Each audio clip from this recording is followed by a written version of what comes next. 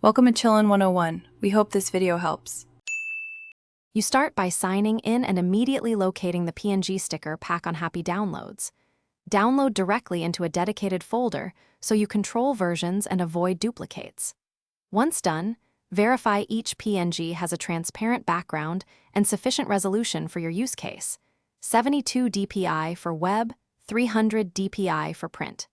Make sure file names are short and use consistent numbering or tags. This prevents conflicts when importing. You now have organized sticker files ready for the next steps. You import those PNG sticker files into your chosen app.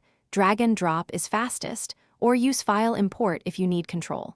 Once in, check size, alignment, and color profiles, resize non-destructively, and preserve transparency to prevent ugly borders. If necessary, batch rename and crop to create consistent margins. Export variants for target platforms, optimized PNG 24 for transparent web use, and appropriately scaled images for mobile.